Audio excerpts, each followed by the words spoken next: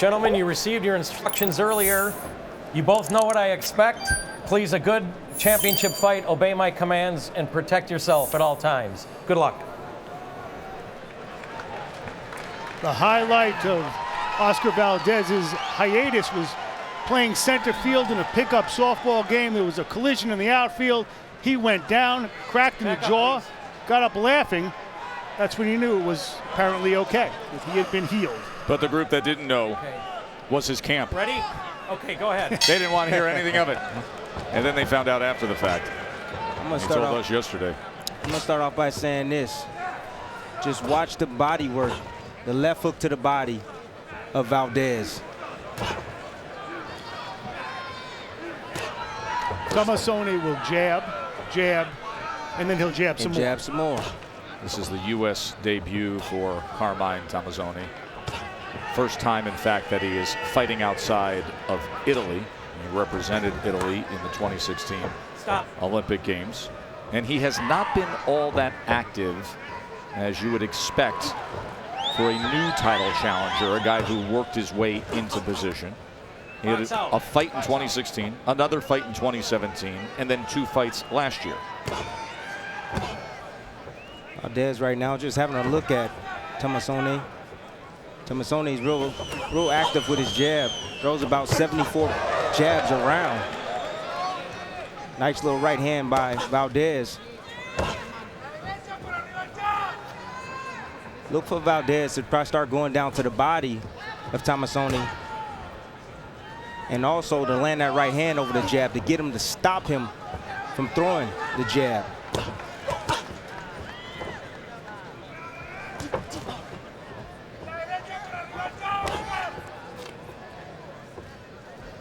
And after Tommasone finishes jabbing, he's apt to clutch.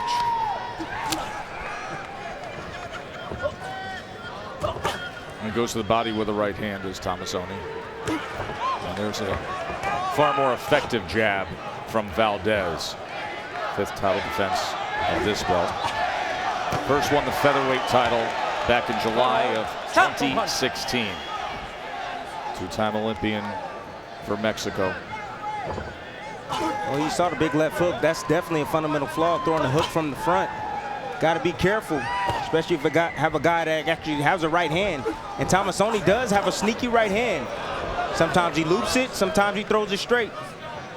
He can catch Valdez if Valdez gets a little bit too impatient.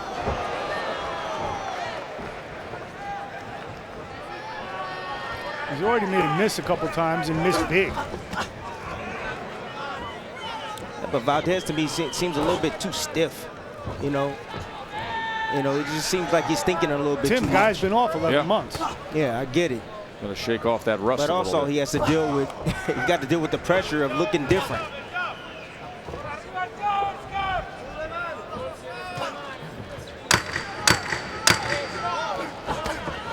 There's a wide right hand as we come to the end of round number 1, the return of Oscar Valdez as Carmine Tommasone gets his title shot.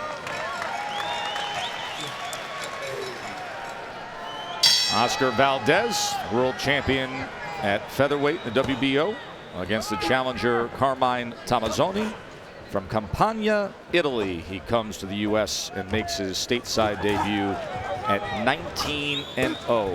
There's Valdez, popular fighter in Arizona.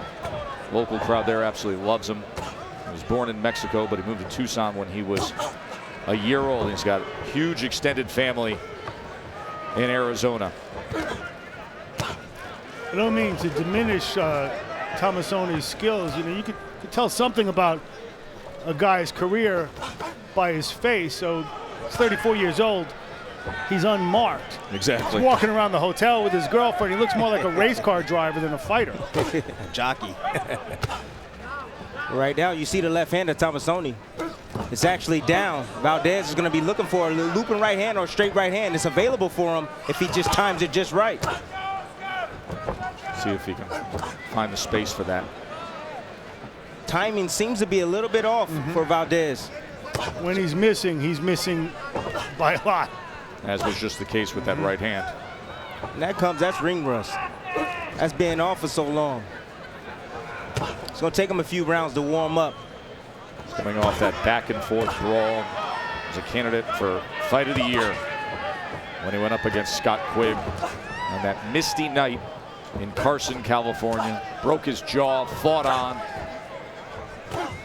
Joe, it wasn't misty. It was a downpour. Yeah, we recovered a little bit, weren't we?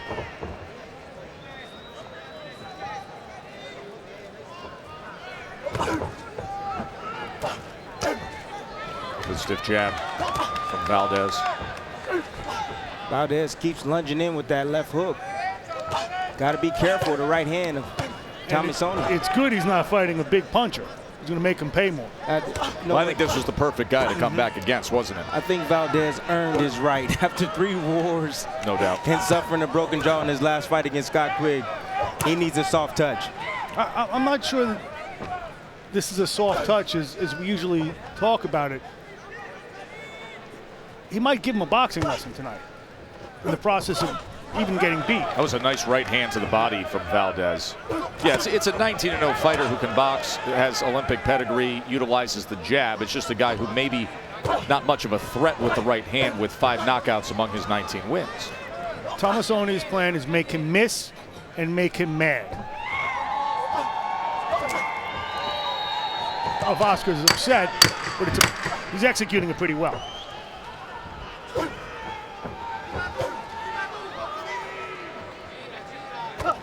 End of round 2. Time for our switch moment. It happened because that kept him out a few months from the ring, but it shouldn't be too serious. So that is the update with the right hand of Richard Comey coming off of that great performance to get the night started here on ESPN. Our first world title fight was that fight for the IBF lightweight belt. This is round 3 of the WBO featherweight championship. Valdez, the belt holder, against Tommasone, the challenger. And then at midnight, we're going to move over to ESPN Plus, and we're going to have Teofimo Lopez, who, by all accounts, is the most exciting, dynamic young power puncher in the sport. He was named the prospect of the year. He's 11-0 with 9 knockouts, and he's going to take on the 31-win veteran Diego Magdaleno. Stop. And that all leads Stop. up to the rematch between Eleider Alvarez and Sergey Kovalev for the light heavyweight championship. That's on ESPN Plus. You can see Valdez getting a little frustrated, not being able to hit the target. Tommasone's moving well, using his jab, trying to stay out of range. And that's what Valdez needs to do. He needs to go down to the body to take the legs.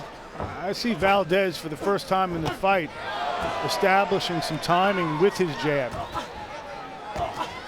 To take the legs of Tommasone.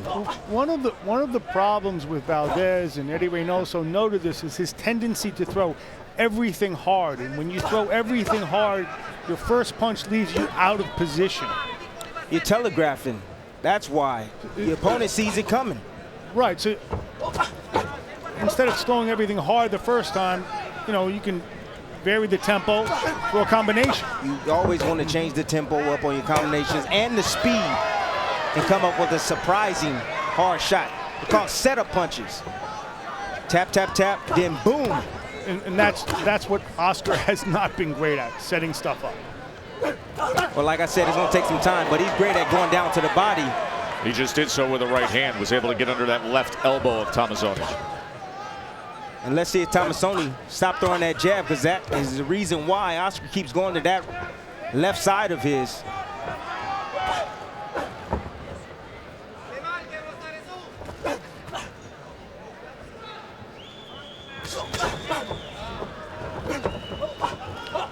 Joe, you spoke before about Olympic pedigree. Yep. Oscar Valdez is Mexico's only 2-time Olympian. 2008, he was in at 119 pounds. 17 he was only years old. Yeah, 17 years old when he did that. And then 2012, he went up one weight class. He's the first Mexican also to medal at the World Championships. And he was a flag bearer for Mexico in the Central American Games. Very, very proud of his amateur accolades. back in his hometown of Fresno. This will be his 8th career fight. Absolutely beloved there, making his 2nd title defense. WBC junior welterweight title with the undefeated Jose Ramirez. That'll be 7 o'clock on Sunday, February 10th, right here on ESPN. Beautiful shot there by Valdez. Tommasone actually was shooting the jab, pulled out. Valdez followed him out with the left hook. And he seems a little buzzed at the moment. He's also dealing with a bloody nose that started up in round number 3.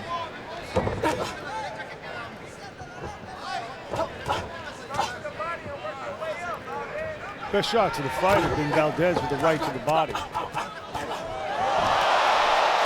And a knockdown scored here by Valdez. 6, 7, 8. Ready to go? Walk over here. Okay, ready to go. The undefeated Carmine Tommasone floored here in round 4. Valdez looking patient, but on the attack.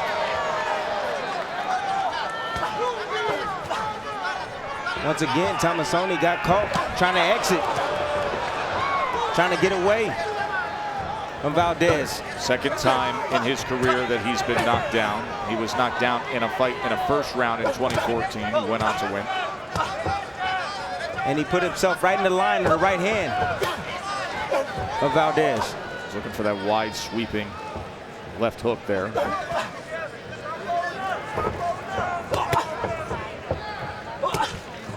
Tim, what do you think that Valdez is going to see? What's going to stand out to him when he looks at the tape of this fight? He's going to see his timing off a little bit, you know, but he's starting to find the mark now. Slowed him down with those right hands to the body. Valdez did. But just trying to keep him off of him for a moment there, throwing that combination. But honestly, I don't think he's going to be too impressed with the performance. Mouth is open when he punches.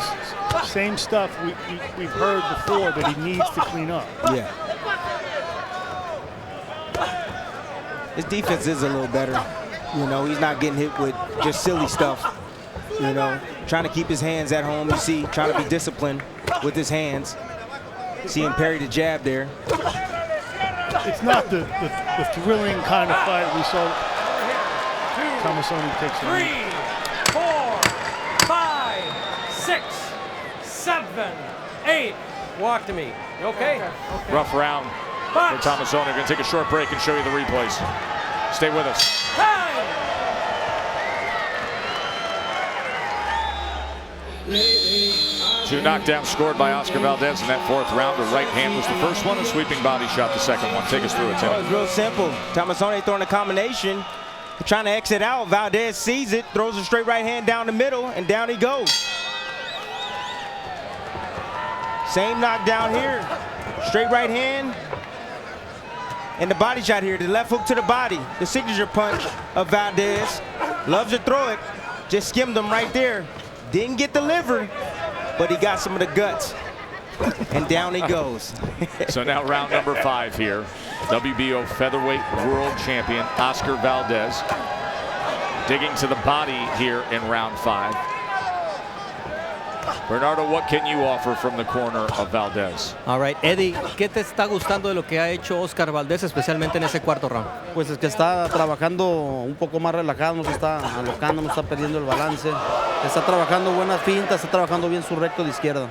Oscar's implementing everything we worked on. He's using feints. He's not going crazy. He's not throwing looping shots. He's setting things up. I'm very happy with what he's doing so far. So glowing report from his new trainer. He's not going crazy. No, he's not. I will not. fully agree with. He's not He going had his crazy. man hurt there in that last round. He stayed control. He managed things. Did what he wanted to do and then landed the body punch late. Scored that 2nd knockdown. He's actually stepping in with his jab. He's not throwing it from his hip like we occasionally seen him in the past. It's not the dramatic fight we saw last time, but it might be the fight that he needs, Oscar Valdez. Yes, it is. I think there was a lot of rust he had to get off. Oh, he's finding the mark now. You see exactly what Tommasone is doing. He's standing a little bit more in front. The body work is definitely paid its toll, you know, on Tommasone. And he finally connected with that overhand right. Yeah, when you get hit down to the body, you know, your legs start going, you start wondering what's going on. Like, hey, I ran, you know, 5 miles a day. You know, I did my strength training. What's going on with my legs? Well, you're getting hit to the body, you're getting drained, taking the power away from you. And that's exactly what Valdez is doing right now. There's a lot of blood coming from the mouth of Tommasone, which means he's swallowing blood, which means it's going to cut your air. And Absolutely. it affects you. It does affect you. You taste that blood too. That's right. It's disgusting.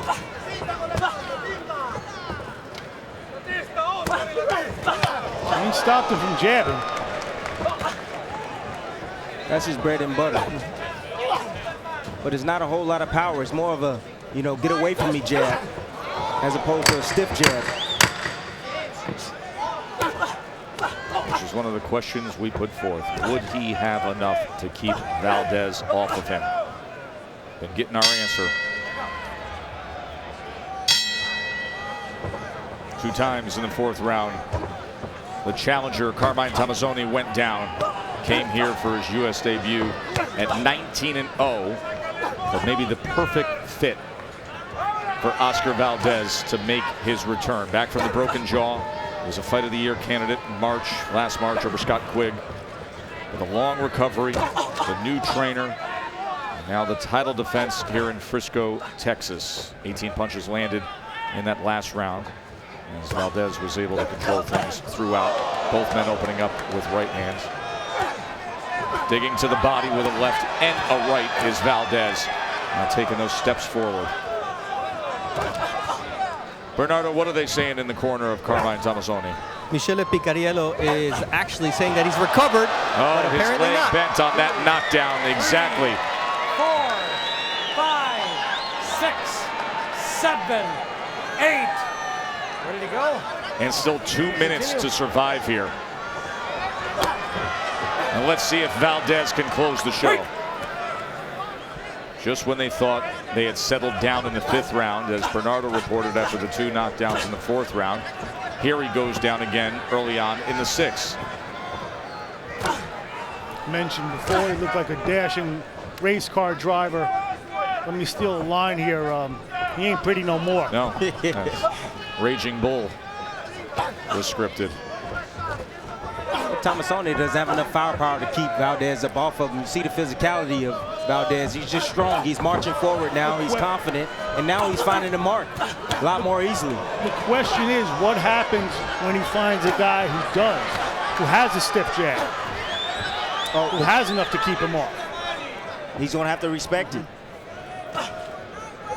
Boy, Valdez keeps trying to get that left hand around that guard to the body. There, he does it right there. Doubled it up, went up top as well. You could see him targeting it, trying to place it, and he doubled up that left hook that time, downstairs and upstairs. That was nice. I don't see that often. Don't you miss Mickey Ward, Timmy? Yeah, he's the best at it.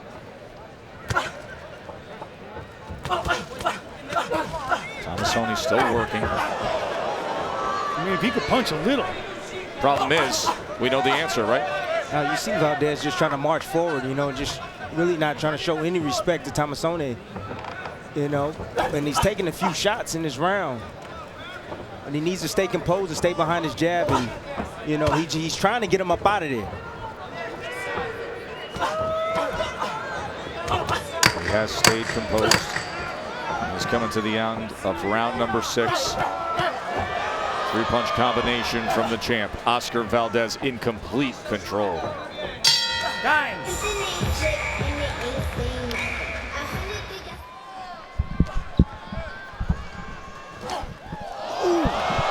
It's over. Oscar Valdez, It's okay. welcome It's okay. back. It's over. It's okay. It's okay. Far too much for Carmine Tommasone.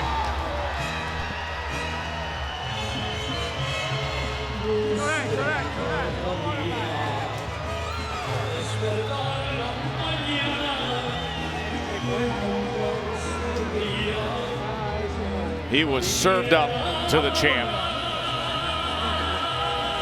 And Valdez ate him up.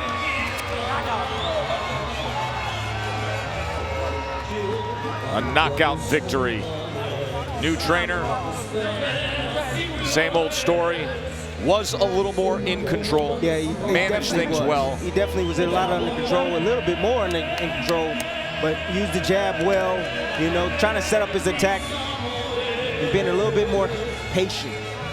It's good. Vicious body punching though still, I love it.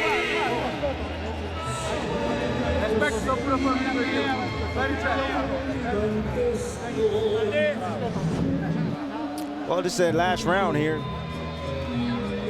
Shoots the jab. You see where Tommasone goes. He dips his head just a tad bit forward. And there's a right uppercut right on the money. Crumples him. Beautiful shot. Tommasone never saw this punch coming. Right on the chin. Anything up the middle, you don't see, especially when you lean forward and you give it to your opponent. Valdez recognizing that off the jab and created himself a knockout. Beautiful right uppercut. To the ring we go, to Jimmy Lennon Jr.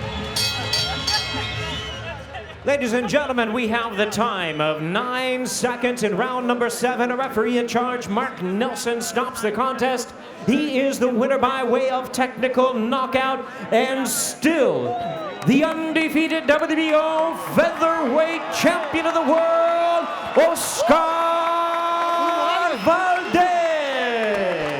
We will see what is ahead for Oscar Valdez. He's now 25-0 with 20 knockouts. Shook off the ring rust, back from the broken jaw, put forth the power.